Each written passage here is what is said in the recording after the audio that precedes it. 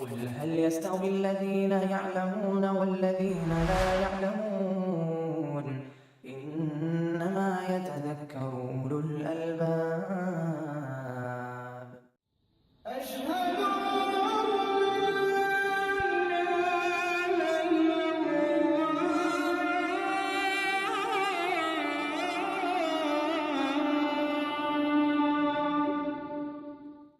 بسم اللہ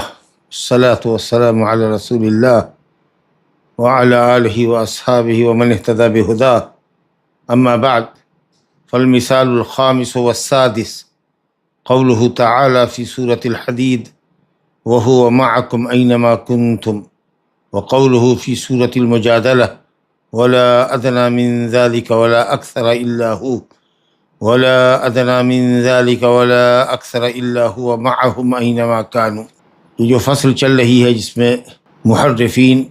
کے کچھ شبہات پیش کیے جا رہے ہیں، جن میں انہوں نے اہل سنت کو قائل کرنے کی کوشش کی ہے کہ آپ نے بھی بہت سی جگہوں پر صفات کے نصوص کو ظاہری معانی سے ہٹا کر مرادی اور مجازی معنی لیا ہے، اور آپ نے بھی تعویل سے کام لیا ہے۔ اگر یہی کام ہم کریں تو آپ کی نگاہ میں جرم ٹھہرے، اور یہی کام آپ کریں تو آپ کے لیے درست ہے۔ پہلے بھی یہ بات آ چکی تھی کہ اس کا دو جواب ہے۔ ایک تو اجمالی ہے کہ صاحب ہم اس کو تسلیم نہیں کرتے کہ اہل سنت والجماعت نے کہیں بھی نصوص کو اس کے ظاہری معنی سے پھیرا ہے، اور اگر کہیں پھیرا ہے تو اس کے لیے دلیل ہے، اور تفصیلی دلیل بھی ہے، اور تفصیلی جواب بھی ہے۔ تو اجمالی دو جواب کہ ایک تو ہم تسلیم نہیں کرتے، اور اگر کہیں پھیرا ہے ظاہری معنی سے تو ہمارے پاس دلیل ہے، اور جب دلیل کی روشنی میں ظاہری معنی کو چھوڑا ہے ہم نے تو یہ دلیل کی پیروی ہے نہ کہ تعویل۔ یہ دو اجمالی جواب تھا، اور تفصیلی جواب یہ ہے کہ ہر دلیل کا الگ سے جواب دیا جائے۔ بہرحال ہم نے 4 مثالیں پڑھی ہیں اس سے قبل، یہاں 5ویں اور 6ٹھی مثال ہے، اور دونوں کا مفاد ایک ہی ہے، دونوں کا خلاصہ ایک ہی ہے، اس لیے دونوں کو ایک دوسرے کے ساتھ ضم کر کے کمپاؤنڈ بیان کیا ہے۔ اور وہ 5ویں اور 6ٹھی جو آیت، ان دو آیتوں کو اہل تحریف نے اہل سنت کے خلاف ٹارگٹ کیا ہے، وہ سورہ حدید کی آیت نمبر 4 اور سورہ مجادلہ کی آیت نمبر 7 ہے، جس میں اللہ رب العالمین کی بندے کے ساتھ معیت کا ذکر ہے۔ سورہ حدید میں اللہ تعالیٰ نے فرمایا وَهُوَ مَعَكُمْ أَيْنَمَا كُنتُمْ، وہ تمہارے ساتھ ہوتا ہے تم جہاں کہیں ہوتے ہو۔ وہ سورہ مجادلہ میں کہا وَلَا أَدْنَىٰ مِن ذَلِكَ وَلَا أَكْثَرَ، اس سے پہلی آیت ہے مَا يَكُونُ مِن نَجْوَىٰ ثَلَاثَةٍ إِلَّا هُوَ رَابِعُهُمْ، جہاں 3 سرگوشی کرنے والے ہوتے ہیں وہاں چوتھا اللہ ہوتا ہے، جہاں 5 ہوتے ہیں وَلَا خَمْسَةٍ إِلَّا هُوَ سَادِسُهُمْ، 5ویں کا چھٹا اللہ ہوتا ہے۔ وَلَا أَدْنَىٰ مِن ذَلِكَ وَلَا أَكْثَرَ، تعداد کم ہو سرگوشی کرنے والوں کی یا زیادہ ہو، اللہ ان کے ساتھ ہوتا ہے۔ وہ معہم اینما کانوا، وہ جہاں کہیں بھی ہوتے ہیں، اینما کانوا، وہ جہاں کہیں ہوتے ہیں۔ سورہ حدید میں اینما کنتم، اور سورہ مجادلہ میں اینما کانوا۔ یہ حضرات کہتے ہیں کہ آپ نے بھی یہاں پر معیت ذاتی مراد نہیں لی کہ اللہ تعالیٰ اپنی ذات سے زمین میں ہوتا ہے، بلکہ آپ کہتے ہیں کہ اللہ علم کے ساتھ ہوتا ہے، احاطے کے ساتھ ہوتا ہے، کہ بندوں کو وہ احاطے میں لیے ہوا ہے، قدرت کے ساتھ ہوتا ہے، یا سمع بصر کے ساتھ ہوتا ہے کہ وہ بندوں کی سن رہا ہے، بندوں کو دیکھ رہا ہے، تدبیر کر رہا ہے، سلطنت اس کی ہے۔ یہ سب جو آپ معنی لیتے ہیں یہ حقیقت میں ظاہر کے خلاف ہے۔ گویا کہ اہل تعویل کی نگاہ میں معیت کا مطلب یہ ہے کہ اللہ تعالیٰ بندے کے ساتھ مکس ہو، وہ مکسنگ ثابت کرتے ہیں کہ اللہ تعالیٰ اپنے کریشن کے ساتھ، اپنی مخلوق کے ساتھ مکسڈ ہے، نعوذ باللہ۔ یا یہ ہے کہ اللہ رب العالمین زمین میں پریزنٹ ہے، جہاں کہیں ہم ہوتے ہیں وہاں وہ موجود ہے، لا حول ولا قوت الا باللہ۔ وہ یہ سمجھتے ہیں معیت کا مطلب کہ جب تک کہ وہ مکسنگ نہ ہو، اور جب تک کہ وہ زمین کے اندر پریزنٹ نہ ہو، اس وقت تک معیت نہیں ہوتی۔ اہل سنت والجماعت کا جواب تفصیل سے آئے گا، اس کا خلاصہ یہ ہے کہ ہم نے کہیں بھی نص کو ظاہری معنی سے نہیں پھیرا، ہم بھی معیت سے مراد حقیقی معیت ہی لیتے ہیں، لیکن اللہ تعالیٰ عرش کے اوپر ہے، اور وہ بندے کے ساتھ بھی حقیقی طور پر ہے، لیکن کیسے ہے، وہ کیسے کیفیت تو ہم نہیں بتا سکتے، البتہ اس حقیقی معیت کا تقاضا یہ ہے کہ اللہ تعالیٰ اپنے بندوں کو دیکھ رہا ہے، سن رہا ہے، اپنی قدرت میں ہے، قدرت کے احاطے میں لیے ہوا ہے، اپنے علم کے احاطے میں لیے ہوا ہے، بندے کی کوئی چیز اس سے چھپی ہوئی نہیں ہے، ہر چیز کو وہ دیکھ رہا ہے، بندے کے افعال کو، بندوں کے اقوال کو سن رہا ہے اور بندوں کی تدبیر کر رہا ہے، اور اپنے خاص بندوں کے ساتھ ہے کا مطلب یہ ہے جیسے کہ حضرت رسول اللہ صلی اللہ علیہ وسلم نے فرمایا تھا حضرت ابوبکر صدیق سے غار کے اندر جہاں چھپے ہوئے تھے، لا تحزن ان اللہ معنا، وہاں پر معیت نصرت اور حمایت کے معنی میں تھی کہ اللہ ہمیں دیکھ رہا ہے، وہ ہماری حالت پر مطلع ہے، وہ ہماری نصرت اور حمایت کرے گا۔ تو اللہ کے لیے ہم معیت حقیقی ہی مانتے ہیں، ہم معیت کی تعویل نہیں کرتے، معیت ہے، لیکن معیت کے تقاضے جو ہے وہ ہم مراد لے رہے ہیں کہ معیت کا تقاضا یہ ہے کہ نگہبانی ہے، علم ہے۔ جی، یہ بندے کی معیت نہیں ہے کہ آپ یہ سمجھیں کہ بندہ بندے کے ساتھ ہوتا ہے۔ بندے کی معیت ہو سکتی ہے کہ بندہ ہمارے ساتھ بھی ہو، اور بندے کی معیت یہ بھی ہے کہ وہ دور بھی ہو۔ جیسے پہلے بھی یہ بات آ گئی ہے کہ کوئی حاکم محکوم کو کہے کہ جاؤ ٹھیک ہے تم اپنے گھر میں رہو، ہم تمہارے ساتھ ہیں، حالانکہ حاکم اپنے دارالسلطنت میں ہے، اپنے محل میں ہے، اور وہ شہری کو یہ کہے کہ ہم تمہارے ساتھ ہیں، پرائم منسٹر یہ کہے کہ ٹھیک ہے ہمارے ساتھ ہے، جی ہم تمہارے ساتھ ہیں، جاؤ تم آرام سے رہو۔ پولیس کپتان کہے کہ تم اپنے گھر میں رہو، کوئی تم کو کچھ نہیں کرے گا، ہم ہیں نا تمہارے ساتھ۔ یا آپ یہ کہتے ہیں کہ صاحب میں چل رہا تھا اور چاند ہمارے ساتھ چل رہا تھا، چاند آسمان میں ہوتا ہے، آپ کہتے ہیں ہمارے ساتھ ہے، تو یہ تو مخلوق کے ساتھ ہوتا ہے کہ کوئی کہے کہ زید مع فلان مع امر، زید امر کے ساتھ ہے کہ اس کے ساتھ ہو، مکس ہو، بیٹھا ہوا ہو، ساتھ ہو، ہاتھ میں ہاتھ ڈالے ہوا ہو۔ اور ایسا بھی ہو سکتا ہے کہ کہا جائے کہ زید مع زوجتہ ہی، اپنی بیوی کے ساتھ ہے، یا زوجت زید معہ، بیوی زید کی بیوی اس کے ساتھ ہے۔ ہو سکتا ہے کہ سعودی عرب میں زید ہو اور اس کی بیوی ہندوستان کے اندر ہو، مطلب یہ ہے کہ بیوی ابھی زید کے ساتھ ہے، یعنی طلاق یافتہ نہیں ہے۔ تو عربی زبان کے اندر معیت کا جو معنی ہوتا ہے اس کے اندر اختلاط ضروری نہیں ہے، بلکہ یہ تقاضا بھی نہیں ہے کہ اختلاط ضروری ہو تبھی معیت ہوگی۔ معیت مقارنہ، ہم ایک ساتھ ہے، معنوی طور پر ہمارا سپورٹ آپ کے ساتھ ہے، جی، اور یہ بھی ہو سکتا ہے کہ جسمانی طور پر ہو، لیکن رب العالمین اپنی ذات سے تو عرش کے اوپر ہے، معیت اس کی عرش کے اوپر ہو کر کے بھی ہمارے ساتھ ہے، اور اس کا جو تقاضا ہے، اس معیت کا جو معنی سے جو مفہوم نکلتا ہے، یا اس کا جو تقاضا ہے وہ یہ ہے کہ صاحب وہ دیکھ رہا ہے، سن رہا ہے، ہم کو جان رہا ہے، ہم کو واچ کر رہا ہے، ہماری نصرت و حمایت کر رہا ہے۔ ہم معیت کا معنی علم قدرت نہیں بتا رہے ہیں، معیت حقیقی ہی لے رہے ہیں، اس کا یہ تقاضا ہے کہ وہ جانتا ہے۔ تو ہم نے کوئی تعویل نہیں کی ہے، کیونکہ اگر یہ کہتے کہ معیت سے مراد نعوذ باللہ وہ معیت ہے جو تم مراد لے رہے ہو اہل تحریف، کہ وہ ہمارے ساتھ ہے، ہمارے ساتھ مکسڈ ہے اور زمین میں ہے، تو پھر آیت کریمہ کے سیاق اور سباق سے یا اول اور آخر سے اختلاف پڑے گا۔ اور یہ معنی جو ظاہری لیتے ہو یہ نسب مراد نہیں ہے، ورنہ اللہ تعالیٰ کے لیے نقص لازم آئے گا کہ وہ تم جہاں کہیں بھی ہو، اس کا مطلب کہ نعوذ باللہ تم اگر حمام میں ہو تو کیا اللہ حمام میں ہے؟ اور پھر ساری روئے زمین قیامت کے دن اللہ کہتا ہے کہ والارض جمیعا قبضتہ، پوری روئے زمین اللہ تعالیٰ کی مٹھی ہوگی، اور پوری کائنات اللہ رب العالمین کے ہاتھ میں ایسے ہی ہے۔ تقریبی مثال ہے سمجھنے کے لیے، جیسے ہمارے ہاتھ میں، ہماری ہتھیلی کے اندر ایک رائی کا دانہ ہو، تو بھلا اللہ تعالیٰ کیسے دنیا میں تشریف لائے گا اپنی ذات سے؟ اور اگر تم کہتے ہو کہ صاحب وہ سب کے ساتھ ہے،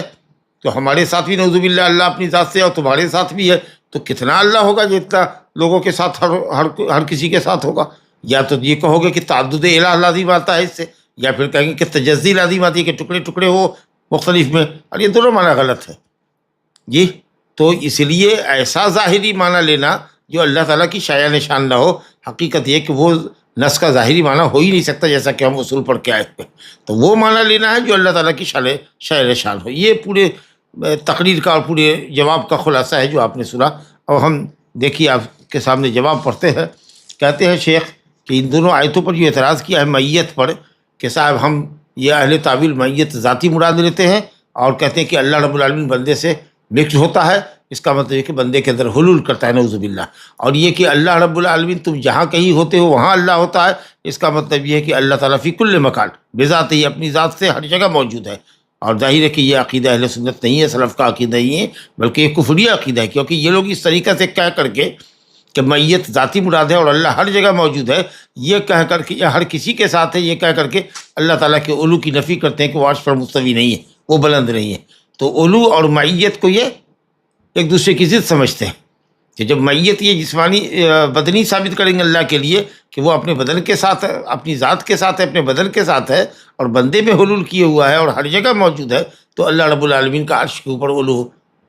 غلط ہو جائے گا نعوذ باللہ، جس کے لیے نصوص قطعی ہے، ساتھ مقام پر قرآن میں اللہ نے کہا ہے، اور اس کے علاوہ بھی فوقیت ثابت کیا ہے، اللہ آسمان میں ہے، اللہ تعالیٰ کی طرف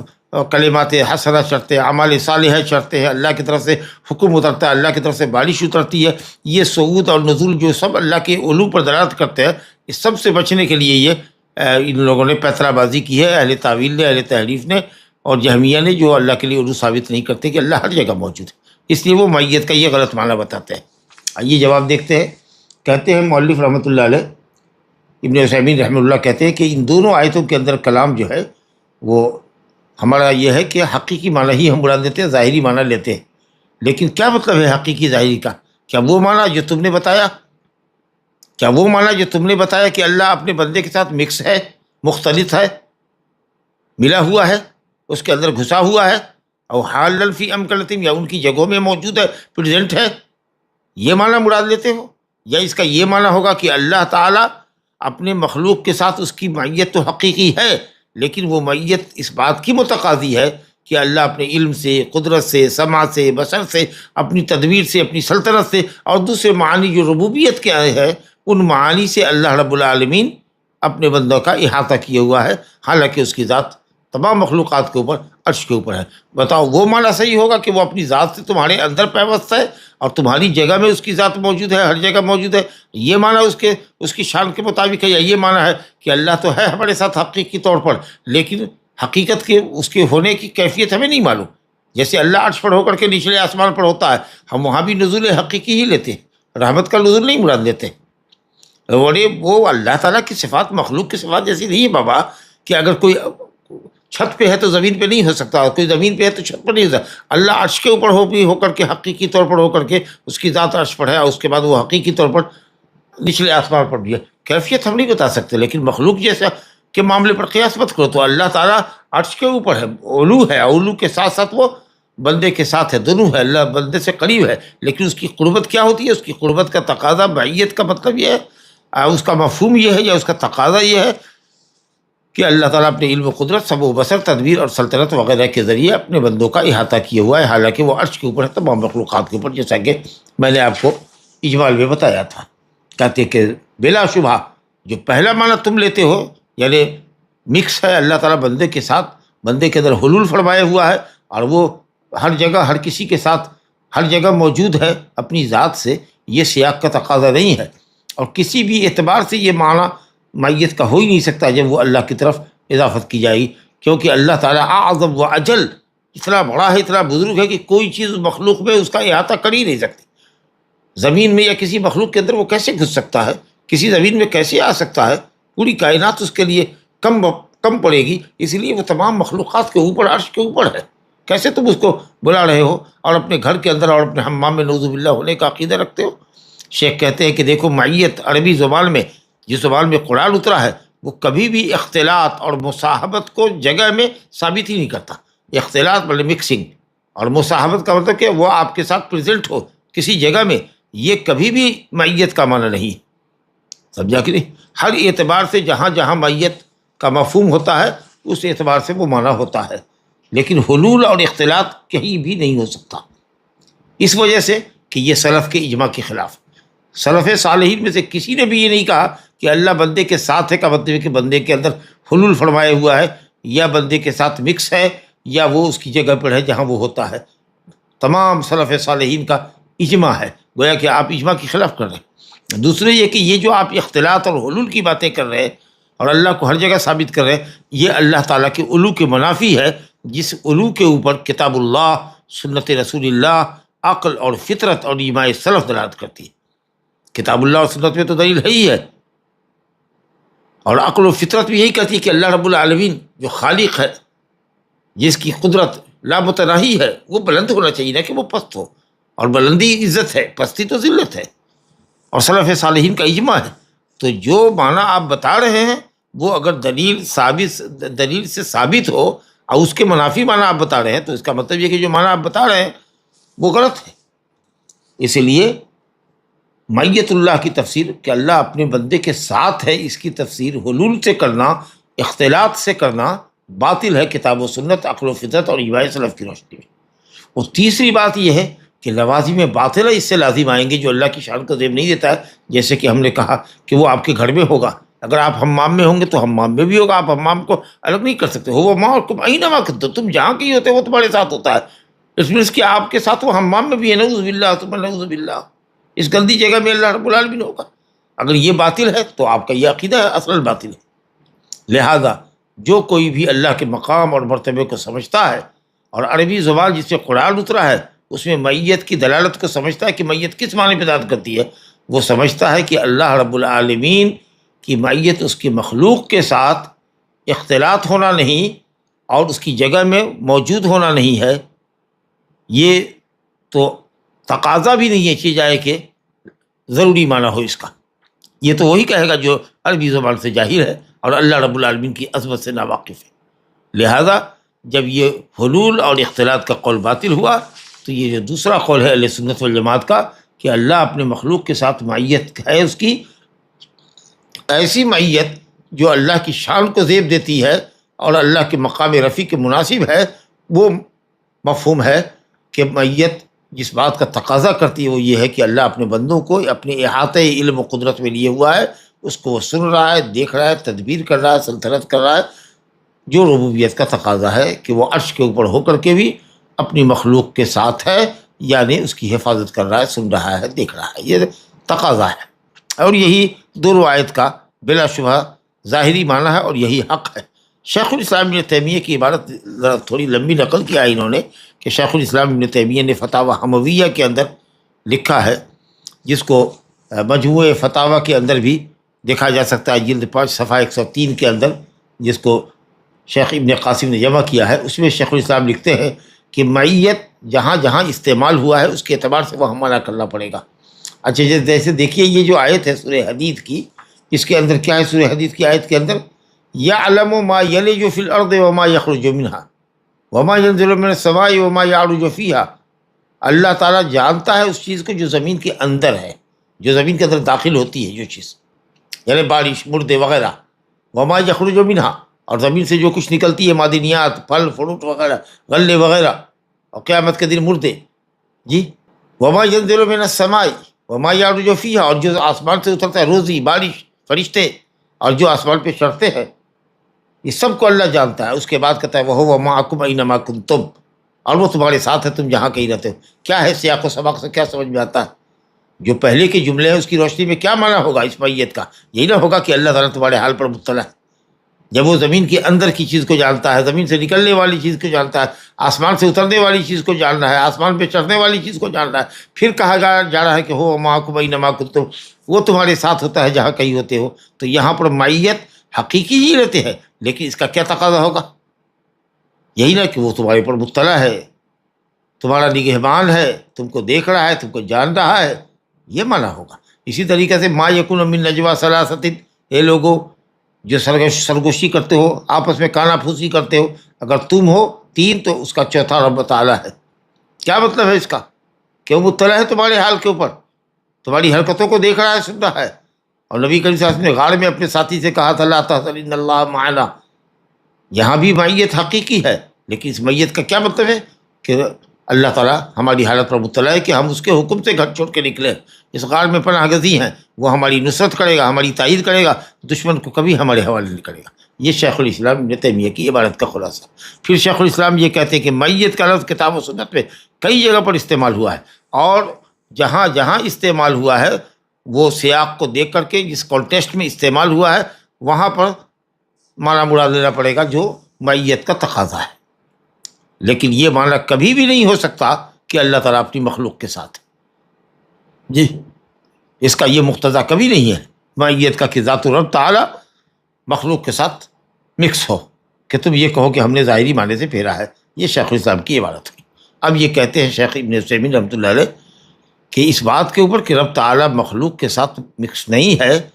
خود آیت مجادلہ دیکھو نا، عموم علم اول آیت میں اور آخری آیت میں کیا کہا اللہ تعالیٰ نے؟ الم تر ان اللہ یعلم ما فی السماوات و ما فی الارض اللہ اکبر۔ سورہ مجادلہ کی آیت دیکھیے، کیا تم نہیں جانتے، کیا تم نے نہیں دیکھا کہ اللہ تعالیٰ، یعنی کیا تم نہیں جانتے کہ اللہ سب ان باتوں کو جانتا ہے جو آسمانوں میں ہے اور زمین میں؟ ارے تین کے تیسرا، تم تین سرگوشی کر رہے ہو، چوتھا اللہ ہے، پانچ ہو چھٹا اللہ ہے، کم ہو کہ زیادہ ہو اللہ تمہارے ساتھ ہے۔ اور پھر آگے کہہ رہا ہے ثم ینبئہم بما عملوا یوم القیامہ، پھر تمہارے عملوں سے وہ تم کو باخبر کرے گا۔ ان اللہ بکل شیء علیم، اللہ ہر چیز کو جانتا ہے۔ تو آگے بھی اللہ نے علم کا ذکر کیا اور پیچھے بھی اللہ تعالیٰ نے الم تر ان اللہ یعلم ما فی السماوات والارض، یہ آیت کا آغاز ہے، ان اللہ بکل شیء علیم، اللہ ہر چیز کو جانتا ہے۔ اب یہاں پر میت کا کیا معنی ہوگا کہ تم تین ہو، تو یہ نہ سمجھو کہ تم تین ہی ہو، اللہ رب العالمین تم کو جان رہا ہے کہ تم کیا بات کر رہے ہو، یہ سرگوشی تمہاری حق کے لیے ہے کہ ناحق کے لیے ہے، گناہ اور عدوان پر سرگوشی کر رہے ہو کہ کیا کرنا ہے تم کو، یہ مکاری کر رہے ہو، جال سازی کر رہے ہو، کچھ غلط پلاننگ کر رہے ہو، یہ اس کا تقاضا ہے، یہاں پر میت کا یہ تقاضا ہے۔ جی کہتے ہیں کہ ظاہری آیت آگے پیچھے کا سیاق بتا رہا ہے کہ یہ میت یہ ہے، یا اس کا تقاضا مقتضا هذه المعیہ، اس میت کا یہ معنی ہے، یہ تقاضا ہے، یہ اس بات کا تقاضا کرتی ہے یہ میت کہ اللہ اپنے بندوں سے واقف ہے، اس کو اوپر کوئی چیز پوشیدہ نہیں ہے۔ آیت حدید میں دیکھیے، سورہ حدید کی جو آیت نمبر 4 تھی اس میں بھی دیکھیے اسی انداز کی آیت ہے۔ اللہ رب العالمین کہتا ہے هو الذی خلق السماوات والارض فی 6 ایام ثم استوى علی العرش، وہی اللہ ہے جس نے آسمان اور زمین کو 6 دن میں پیدا کیا، پھر وہ عرش پر مستوی ہو گیا۔ اب اس کے بعد دیکھیے عرش پر مستوی ہو گیا، کہتے ہیں یعلم ما یلج فی الارض وما یخرج منها، جو ابھی پڑھ کے آئے کہ زمین میں کیا داخل ہوتی ہے، کیا زمین سے نکلتی ہے، آسمان سے کیا اترتی ہے، آسمان میں کیا چڑھتی ہے، سب کو اللہ جان رہا ہے۔ وَهُوَ مَعَكُمْ أَيْنَمَا كُنتُمْ، وہ تمہارے ساتھ ہے جہاں کہیں ہوتے ہو، اللہ بما تعملون بصیر، اور جو تم عمل کرتے ہو اس کو دیکھ رہا ہے۔ اب یہ دیکھ لیجیے، اگر آپ کہیے گا کہ هُوَ مَعَكُمْ أَيْنَمَا كُنتُمْ کا مطلب وہ تمہاری ذات کے ساتھ، تمہارے ساتھ اپنی ذات کے ساتھ ہے، تو کیا مطلب ہوگا اس سوال العرش کا؟ ایک طرف تو کہہ رہا ہے کہ وہ عرش پر مستوی ہوا، اس کے بعد فرما رہا ہے وہ ہو معاکم، تو اگر میت سے مراد میت ذاتی ہے کہ اللہ اپنی ذات کے ساتھ نعوذ باللہ دنیا کے اندر موجود ہے، تو پھر عرش کے اوپر مستوی نہیں ہوا وہ؟ جی تو اس لیے اگر آپ یہ معنی کرو گے وہ ہو معاکم اینما کنتم، تو آیت کا آخری ٹکڑا آیت کے پہلے ٹکڑے کے خلاف ہوگا، اور پھر آگے اللہ تعالیٰ زمین کی تمام باتوں کو، آسمان سے اترنے والی تمام باتوں کو جان رہا ہے، اور پھر کہہ رہا ہے واللہ بما تعملون بصیر، جو تم عمل کرتے ہو سب کو اللہ دیکھ رہا ہے۔ تو اب اس میت کا یہاں پر کیا تقاضا ہوا کہ اللہ اپنے بندوں کو جان رہا ہے اور ان کے اعمال کو دیکھ رہا ہے، حالانکہ وہ ان کے اوپر بلند ہے اور عرش پر مستوی ہے۔ یہ معنی نہیں ہے کہ ان کے ساتھ مکس ہے، مختلف ہے، ملا ہوا ہے، میل جول ہے اس کی ذات کا، اور نہیں یہ کہ صاحب وہ ان کے ساتھ زمین میں موجود ہے، ورنہ اگر ایسا معنی نہیں لوگے تو آیت کا آخری حصہ اول حصے سے ٹکرائے گا، جو دلالت کرتا ہے کہ اللہ تعالیٰ بلند ہے اور عرش کے اوپر مستوی ہے۔ کہتے ہیں شیخ کہ جب ہم نے یہ بات جان لی تو سمجھو کہ اللہ تعالیٰ کا بندے کے ساتھ ہونے کا مطلب یہ ہوتا ہے، اس کا تقاضا، اس معیت کا تقاضا کہ اللہ ان کے احوال کو جانتا ہے، ان کے اقوال کو سنتا ہے، ان کے افعال کو دیکھتا ہے، ان کے معاملات کی تدبیر کرتا ہے، زندہ مردہ کرتا ہے، مردے کو زندہ حیات دیتا ہے، موت دیتا ہے، غنی کرتا ہے، فقیر کرتا ہے، وغیرہ وغیرہ، تمام کمال قدرت اور کمال سلطان کا بیان انہوں نے کیا ہے۔ اس کے بعد فرماتے ہیں کہ شیخ الاسلام ابن تیمیہ عقیدہ واسطیہ میں کہتے ہیں، جس کو پھر مجموع فتاوی نے ابن قاسم نے لکھا ہے کہ وہ کل هذا الکلام الذی ذکرہ اللہ، یہ تمام باتیں جو اللہ نے ذکر کی ہے کہ وہ عرش کے اوپر ہے، اور یہ کہ اللہ تعالیٰ ہمارے ساتھ ہے، تو اس کا مطلب یہی ہے کہ وہ حقیقت میں ہمارے ساتھ ہے، لیکن یہ تحریف کرنے کی ضرورت نہیں ہے آپ کو، اور یہ جو ظنون کاذبہ آپ جھوٹا گمان کرتے کہ وہ مکس ہے بندے کے ساتھ اور بندے کے اندر حلول کیے ہوا ہے اور وہ زمین میں اپنی ذات کے ساتھ ہے، یہ سب جو وہم ہے آپ کا اور پڑا گندگی ہے ذہنی، یہ سب جھوٹ ہے، فریب ہے، کیونکہ ہم جانتے ہیں کہ یہ کہنے کا مطلب صرف آپ کے لیے، اللہ تعالیٰ کے لیے علو کی، آپ اللہ تعالیٰ کے علو کی نفی کرنا چاہتے ہیں۔ بہرحال کتاب اللہ اور سنت رسول اللہ میں کمال ہدایت ہے، کمال نور ہے۔ جو کوئی اللہ کا بندہ اللہ کی کتاب اور سنت نبی میں تدبر و تعقل کرتا ہے اور حق کی پیروی کا قصد ہے، اس کا ارادہ کہ حق کی پیروی کرے، وہ اللہ تعالیٰ کی آیتوں میں تحریف نہیں کرتا، اس کے اسماء و صفات میں، اس کی آیات میں الحاد نہیں کرتا۔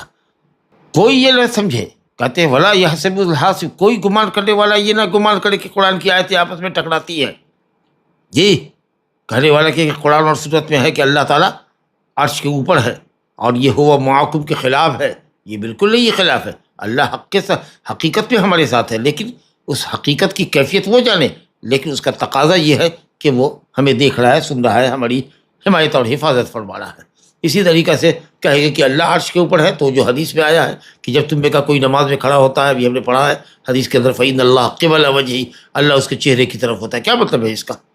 ارے چہرے کہہ دو تو اس کا مطلب کہ چہرے کی طرف ہونے کا مطلب ہے کہ اللہ تعالیٰ سامنے کھڑا ہو جاتا ہے عرش چھوڑ کے، یہ مطلب ہے؟ ہرگز یہ مطلب نہیں ہے. قبلے کے احترام کی حیثیت اور قبلے کی اہمیت اور فضیلت کو بتانا مقصود ہے. یا پھر یہ ہے کہ قبہ نما اللہ کا عرش ہے، وہ جہاں وہ کوئی بھی بندہ کہیں بھی ہے تو اللہ کے سامنے ہی ہے. جی، یہ اگر اس طرح کا اگر آپ مانا کریں گے کہ اللہ نمازی کے سامنے ہے، اور یہ حدیث ہو معاکم والی آیت یہ اللہ تعالیٰ کے علو علی العرش کے منافی ہے، تو یہ غلط مفہوم ہے آپ کا.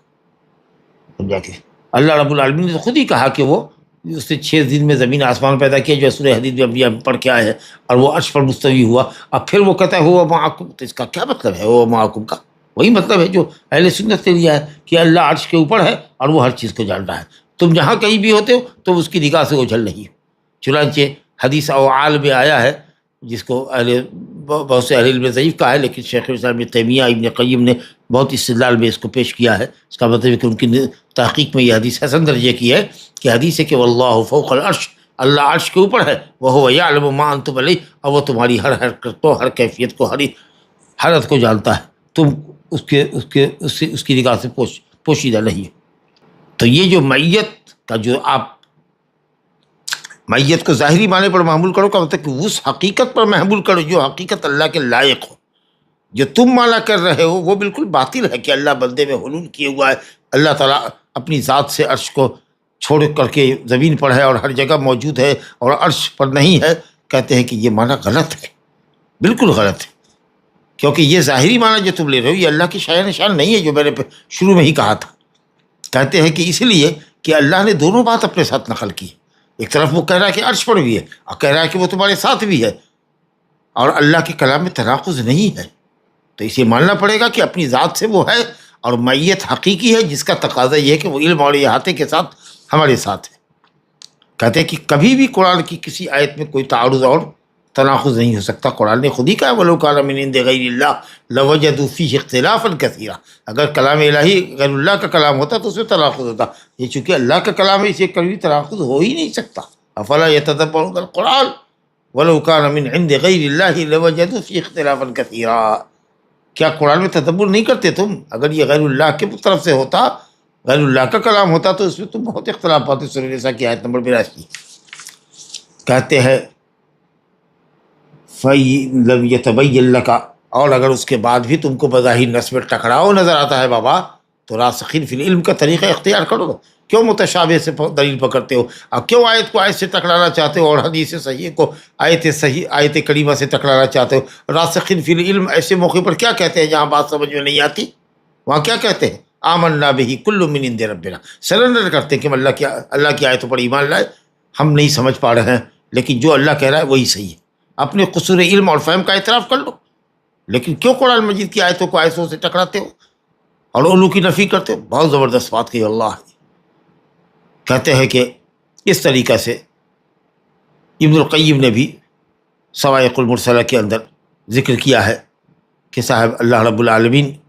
سورہ حدید میں جو کہہ رہا ہے کہ اس نے زمین و آسمان کو پیدا کیا، عرش پر مستوی ہوا، اور پھر وہ یہ کہہ رہا ہے کہ وہ اپنی مخلوق کے ساتھ ہے، مطلب یہ کہ اس کے اعمال کو عرش کے اوپر سے دیکھ رہا ہے. جیسا کہ حدیث اوعال میں آیا ہے واللہ فوق العرش یری ما انتم علیہ. لہذا اللہ کا علو میت کے مناقض نہیں، اور بندے کے ساتھ اس کا ہونا یہ اس کے علو کو باطل نہیں کرتا، بلکہ دونوں اپنی جگہ حق ہے. اللہ اکبر. میت کا معنی علو کے مناقض نہیں ہے، دونوں میں ممکن ہے، دونوں میں اجتماع ممکن ہے. ہم بھی کہتے ہیں نا بھائی چلو تو ہم تمہارے ساتھ ہیں، ہم تمہارے ساتھ، آپ حیدرآباد میں بھائی ہم تمہارے ساتھ ہیں، یعنی ہم سپورٹ کر رہے ہیں آپ کی. کہنے والا کہتا ہے مخلوق کے متعلق کہتا ہے نا، کہتے ہیں یہ کہاوت مشہور ہے ما ذل نصیر والقمر معنا، ہم چل رہے تھے اور 14ویں رات کا چاند ہمارے ساتھ چل رہا تھا. یہ بولتے ہیں. جب یہ تناقض نہیں ہے اور یہ ہرگز مفہوم نہیں ہوتا ہے کہ چاند آسمان سے اتر کر کے آپ کے ساتھ آ گیا ہو، آپ کے بغل میں آ گیا ہو۔ جب یہ چیز مخلوق کے حق میں ممکن ہے تو خالق سبحانہ وتعالیٰ جس نے ہر چیز کو اپنے احاطے میں رکھا ہے، علو کے ہوتے ہوئے اللہ کے علو کو ثابت کرتے ہوئے یہ کیسے ممکن نہیں ہے کہ اللہ ساتھ ہو اور علو پر بھی ہو؟ من باب اولیٰ ہوگا۔ لیکن معیت کی حقیقت یہ نہیں ہے کہ صاحب ایک جگہ اجتماع ہونا چاہیے۔ یہ بات جو شیخ الاسلام نے کہی ہے، وہ کہتے ہیں کہ صاحب کہیں بھی معیت کا مطلب یہ نہیں ہوتا ہے کہ مس ہو، ٹچنگ ہو، جی یا داہنے میں آپ کے اللہ ہو، بائیں میں اللہ ہو تب میت ہوگا، یہ کبھی معنی ہو ہی نہیں سکتا۔ جیسے کہ آپ کہتے ہو نا کہ ہم چل رہے تھے اور چاند ہمارے ساتھ تھا، سورج ہمارے ساتھ تھا، یا ستارے ہمارے ساتھ تھے، جی یا ہمارے ساتھ فلاں چیز ہمارے ساتھ تھی، اگرچہ وہ آپ کے اوپر ہے، سورج، چاند، ستارہ، تو اللہ اپنی مخلوق کے ساتھ حقیقت میں ہے، اور عرش کے اوپر بھی حقیقت میں ہے، لیکن عرش کے اوپر اپنی ذات سے ہے۔ یہاں کی حقیقت نہیں معلوم لیکن اس کا تقاضا معلوم ہے۔ سبحان اللہ۔ تیسری بات یہ ہے کہ آپ اگر کہتے ہیں کہ معیت اور علو ایک ساتھ کیسے ہو سکتا ہے، اگر آپ یہ اعتراض کریں، ہم کہا آپ کے لیے نہیں ہو سکتا ہے، مخلوق کے لیے تو بالکل نہیں ہو سکتا کہ کوئی معیت بھی ہو اور علو بھی ہو، ایک آدمی نیچے بھی ہو، ایک آدمی اوپر بھی ہو، چھت کے اوپر، ایک ایٹ اے ٹائم، ایسا نہیں ہوگا جی۔ لیکن خالق سبحانہ تعالیٰ کے لیے کیا بات ہے، لیس کمثلہ شیء، لہذا یہ کہنا کہ اللہ عرش کے اوپر ہوتے ہوئے بندے کے ساتھ ہے، یہ ممکن ہے۔ لیکن وہی اگر ساتھ ہونے کا مطلب ذات سے ساتھ ہے، اور اب اس کی ذات ہر جگہ موجود ہے اور وہ آپ کے اندر حلول کیے ہوا ہے، تو ہرگز یہ معنی علو اور میت کا معنی نہیں ہے۔ لہذا اللہ رب العالمین بلند ہو کر کے بھی اپنے بندے سے قریب ہے، اور علی فی دنوہ، بندے سے قریب ہوتا ہے لیکن بندے کے ساتھ ہوتا ہے، لیکن وہ عرش پر ہوتا ہے، اور عرش کے اوپر ہو کے بھی اپنے بندے سے قریب ہوتا ہے۔ ھذا وباللہ التوفیق، وصلی اللہ وسلم وبارک علی نبینا محمد وآلہ وصحبہ اجمعین۔